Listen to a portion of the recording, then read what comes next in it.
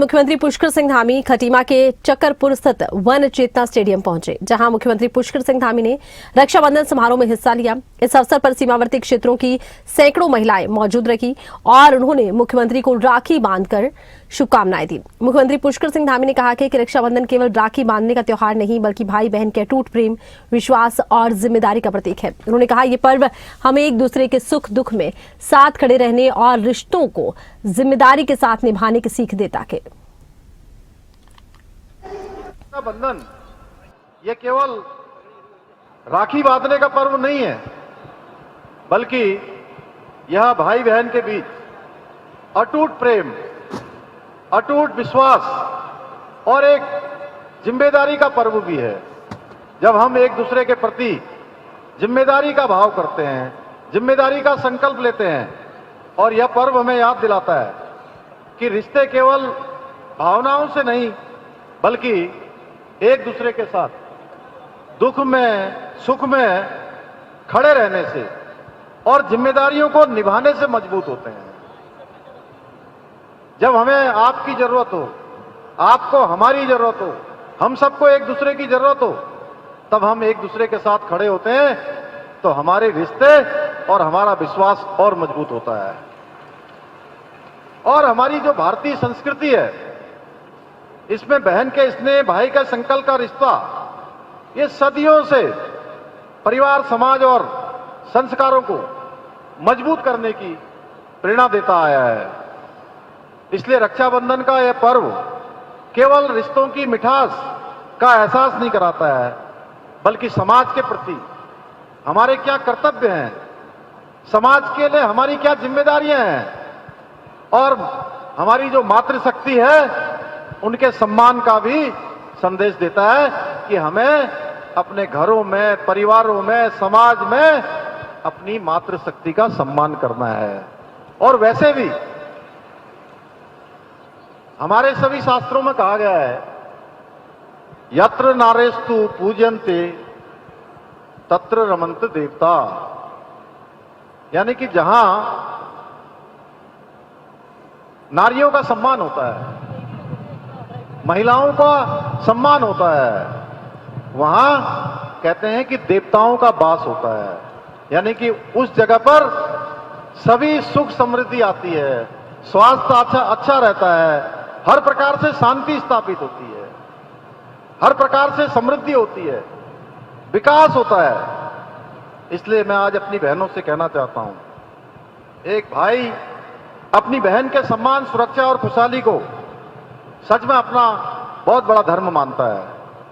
मैं भी आज राज्य के अंदर जितनी योजनाएं अभी रीता जी यहां से बोल रही थी, अभी बहुत छूट गई उसमें से, लेकिन ये सभी योजनाएं हम इसीलिए लेकर आए हैं कि हमारी सभी माताओं को, बहनों को, बेटियों को आगे बढ़ने का अवसर मिले, उनको सम्मान से जीने का अवसर मिले, उनको रोजगार मिले, स्वरोजगार मिले, हर क्षेत्र में उनको आत्मनिर्भरता प्राप्त हो।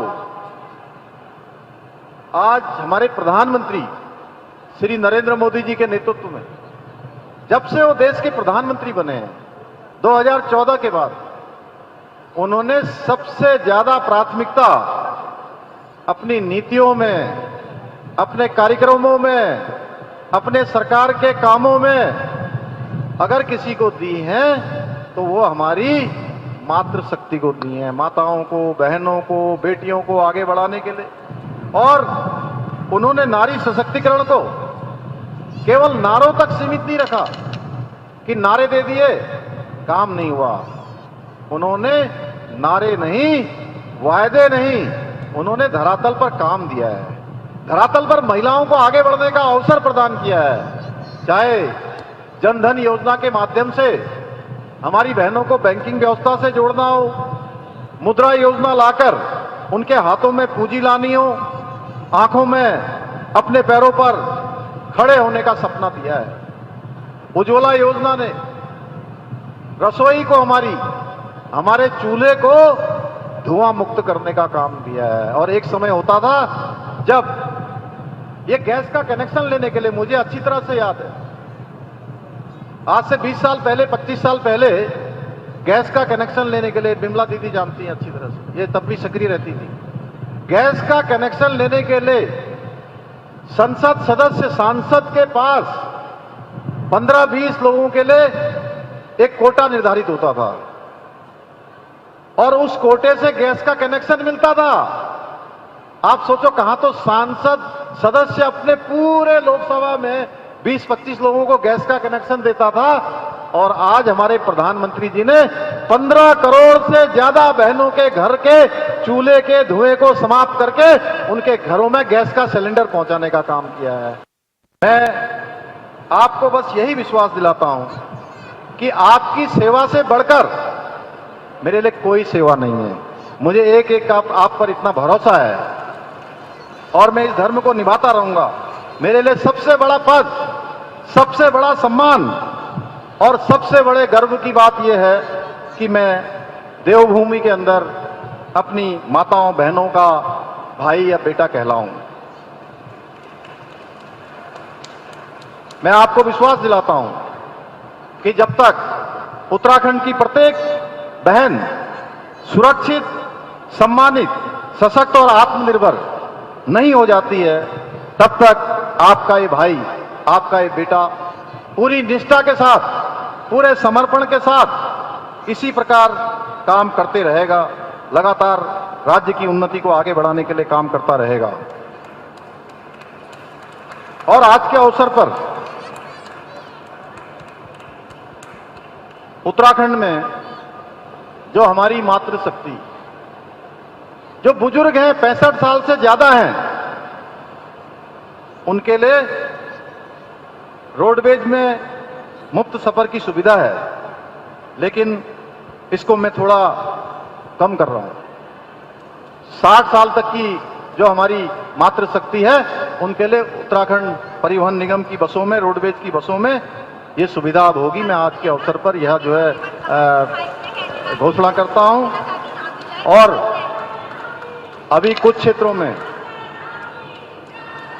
प्रधानमंत्री ई बस योजना के तहत राज्य को 137 इलेक्ट्रिक वाहन मिलने हैं, इलेक्ट्रिक बसें मिलनी हैं। इसमें से जो देहरादून में और जहां जहां भी वो जाएंगी, उसमें 10 महिलाओं को समर्पित होंगी, केवल महिलाओं के लिए चलेंगी।